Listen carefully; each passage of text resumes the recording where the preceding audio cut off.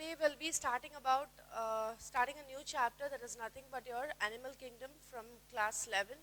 Okay, so this includes lot of extra information, and the chances of extra questions coming from this chapter is more because it has got. See, you'll be studying almost about the entire animal kingdom, so the chance of questions are more here. And what you have to learn is you have to know differentiate. Okay, this feature is for this is for this. So that is what you have to learn in this chapter. Okay, so first of all, before seeing the characteristics of the animal groups, what I would see, first of all, the introduction.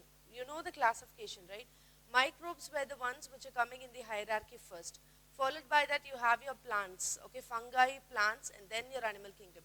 So now we're going to see about the animal kingdom, okay.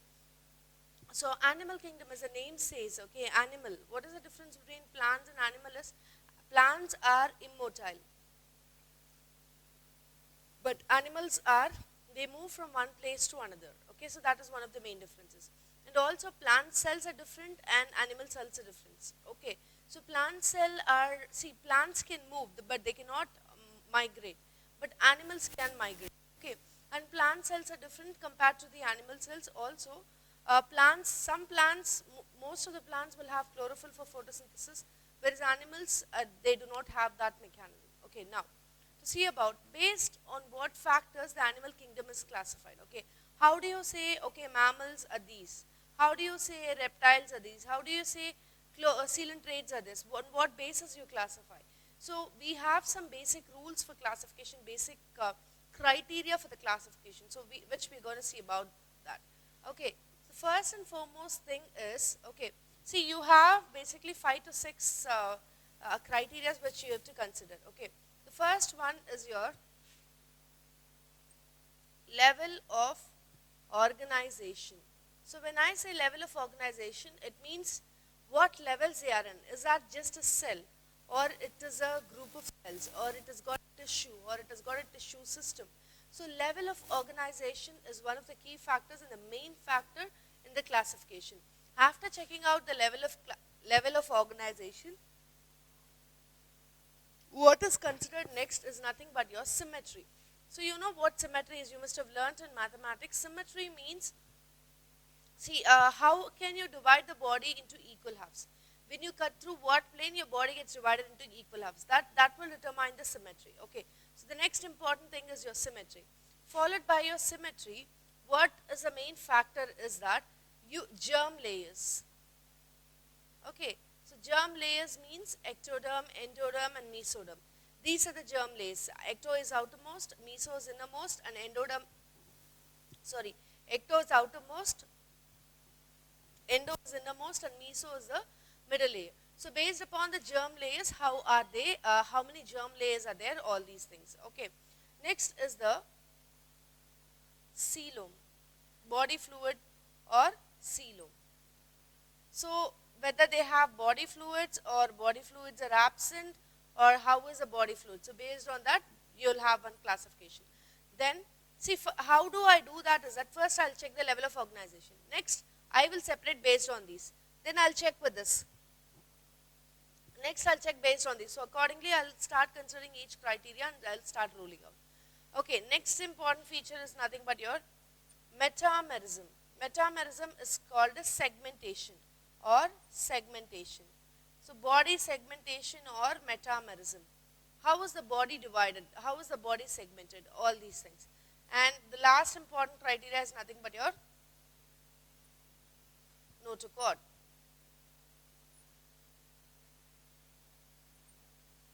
Okay. So what is notochord is nothing but notochord is a extension from the brain. Okay. So depending upon how the notochord is, what levels they are in, so accordingly we'll classify the organisms. I repeat, levels of organization can be acellular, cellular, tissue type, organ system, all these. Symmetry, bilateral symmetry and radial symmetry. Okay. So bilateral symmetry means, bilateral is that only if you cut in the equatorial plane, you can divide the body into two halves.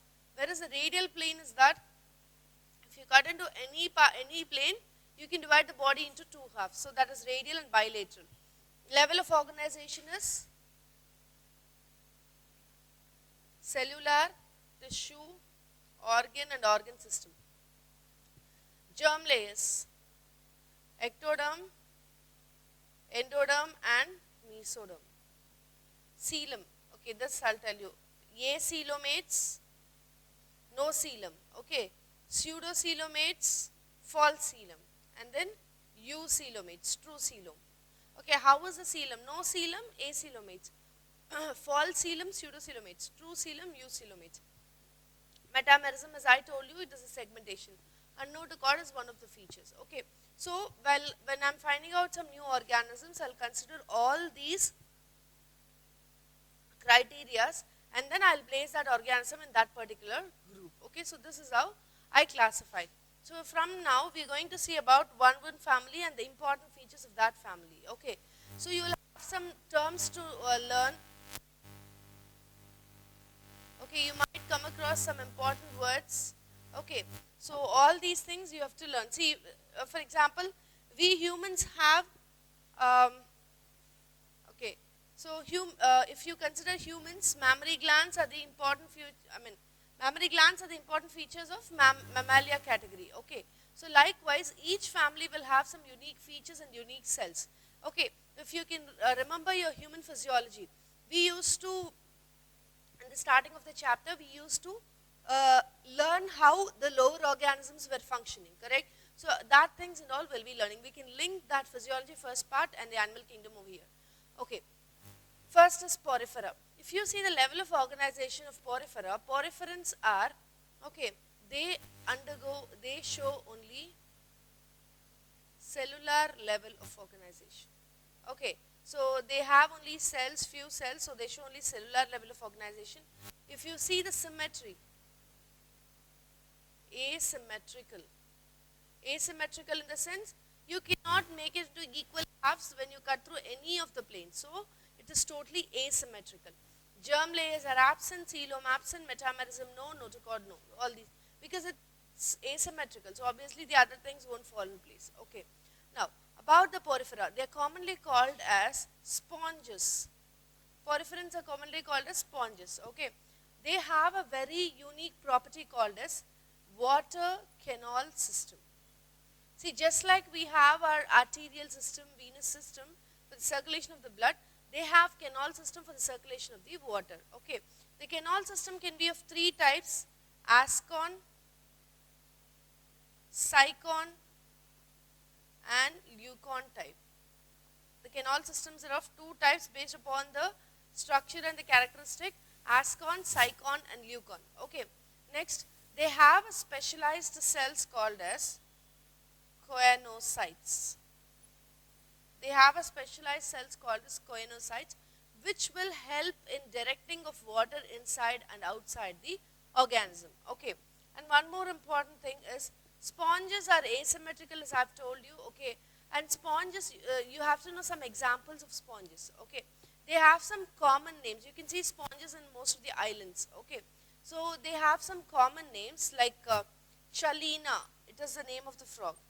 Sorry, name of the sponge. Chalina is called as dead man's finger. Okay. So, and mermaid's purse. So you have lot of mermaid's glove. Okay. So you have lot of common terms for this. Okay. But as such, overall, these are all the characteristics. Yes. They have an opening called as ostia. Ostia is generally called similar to mouth of adult organisms. Okay. So they have an opening called as ostia. I repeat, poriferans will have cellular level of organization, asymmetrical, they commonly called sponges.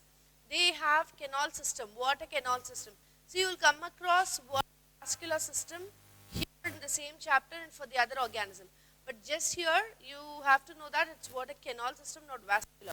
And it is of three types. I told you choanocytes are the specialized cells which are found in the poriferans. Then Chalina is an example. Then they have a mouth or opening called as ostia. Okay. So if you see this mermaid's finger, it will be like this. The sponge itself will be like this. So that's why it's called as mermaid's finger. So more like this. Okay. So Chalina will be like this. So this is how it will be. Okay. So sponges are mostly submerged in the water. Okay, they are sessile. They are sessile. What do I mean by, sessile is that they will not move from one place to other. They'll be living on the rocks and they are fixed to that place. They cannot migrate here. Okay, so this is all about your sponges. Okay. Okay, the next family which we're going to see is coelenterata. Okay, so coming to coelentrates, they have tissue level organization. Okay, and symmetry, if you see the symmetry, coelentrates are bilateral. Okay, and then okay, coming to your coelentrates, the most important features of your coelentrate is that coelentrates will have, see, you cannot say they are, for example, we humans will reproduce sexually, correct? And some of the organisms will reproduce asexually. But coelentrates, they show alternation of generation. That means they follow both sexual and asexual phase. Okay, so which they can reproduce both sexually and asexually. So that means they will alternate the generations. Once if they reproduce sexually, later they will follow asexually. So like that it will alternate the generation. Okay, so you have few types here. Okay, polyp and medusa. Okay, so polyp is produced asexually and medusas are produced sexually. Okay, after sexual reproduction, the end product is your medusa. After asexual reproduction, the end product is your polyp. Okay, polyps are sessile, whereas medusas are free living. Okay, so they cannot move, but medusas can float and they are free living. Okay, if you see medusa, it will be like an umbrella shape, like this. So they can float freely. Okay, so polyps are sessile. So yes, we'll continue the differences. Okay.